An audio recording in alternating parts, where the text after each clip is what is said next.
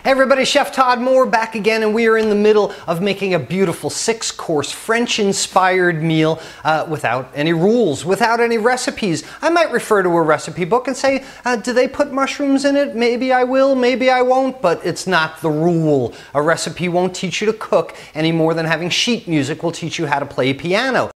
I'm Chef Todd Moore. My mission is empowering people to cook without recipes. They experience the freedom to cook what they want, how they want it, the confidence to take control and try new things, the health benefits of fresh, wholesome foods, and the family-strengthening bonds of dinner time together, as well as the money they save by eating well. Live without rules, cook without recipes. It's a no-recipe lifestyle.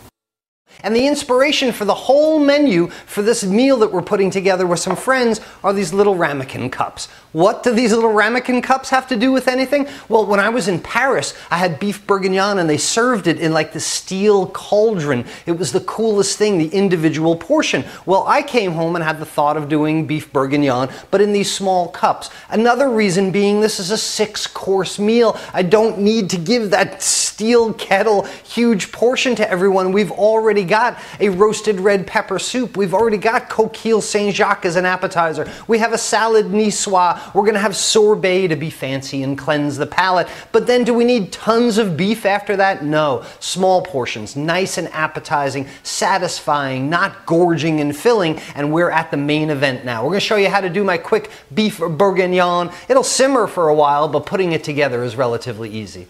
Let's start with more diced shallot. Cut the shallot in half, cut the blossom end off. So just like doing an onion, what I'm going to do is bring this to the edge of the cutting board and cut some horizontal slices in the shallot. 2, 3, notice my fingers on top of the shallot, not behind where the knife is headed. 1, 2, 3. And now let's make slices this way with the tip of the knife, and then across, using the tip fulcrum method to make our nice dice. Here's the second one. Cross that way. We're going to put some baby carrots in there, and it's real easy to buy a bag of these baby carrots.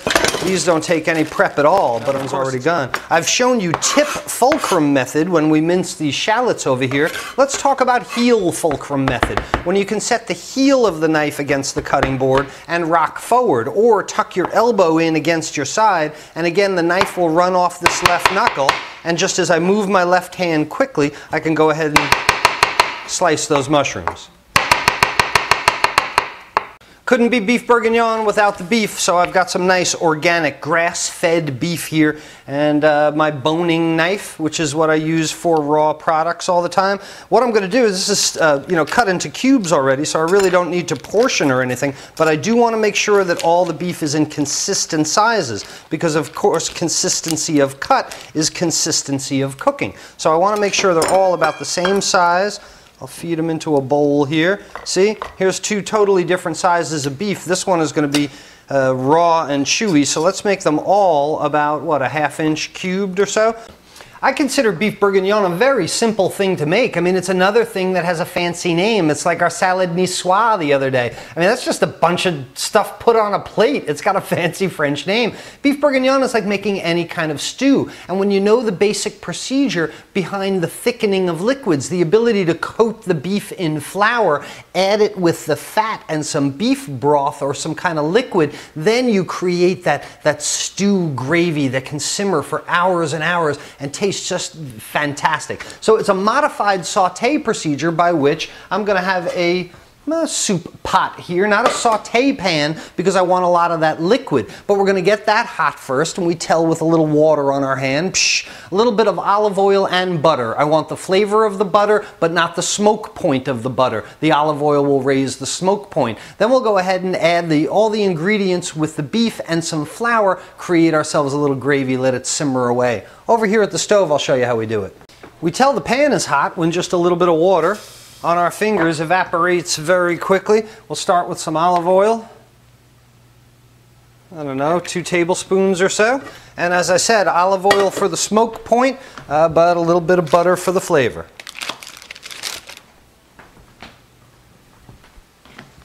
Let's go ahead and add our beef.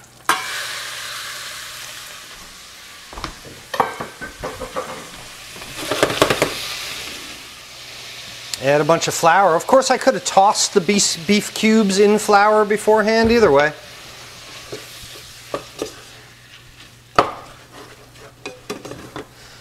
When the flour starts to brown a little bit and kind of stick to the bottom of the pan, then it's time for some red wine.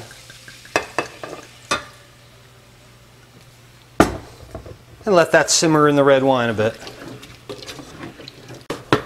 I want to try and reduce as much of that wine out of there as I can so I don't have a strong alcohol taste. But I know some of you are saying, oh no, you coat the beef in the flour first, and others are saying, oh no, you sear all the beef first and then you put the flour. Again, there's no recipe. These are methods. You can try it many different ways and say, oh, it tasted better this way, it didn't taste so good this way, whatever it may be. The key here is that you're using a method to thicken the sauce, and it's the methods that it comes down to. So after all the wine has evaporated out, then we're going to use some beef broth. But I want to show you a shortcut that I like to use. Instead of keeping cartons of beef broth or trying to make beef broth, I like to use bases.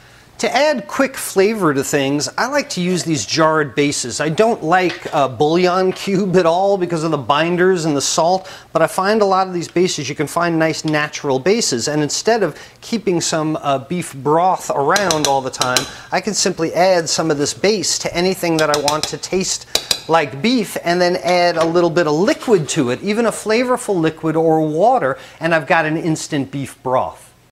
Next, we'll add all of our mise en place ingredients. Let's add our carrots, our mushrooms, including that one, and the shallot that we diced.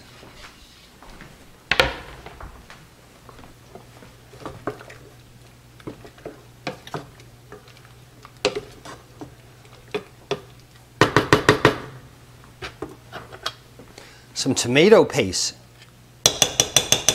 An acid that will help break down some of the enzymes in the beef, as well as give us kind of a tart flavor. Seasoning with some black ground pepper.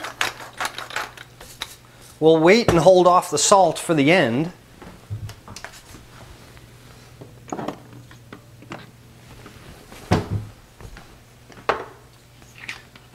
Some thyme.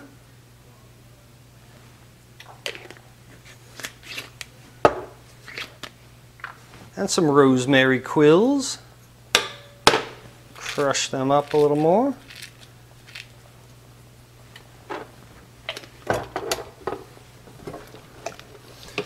Give that a stir and combine things.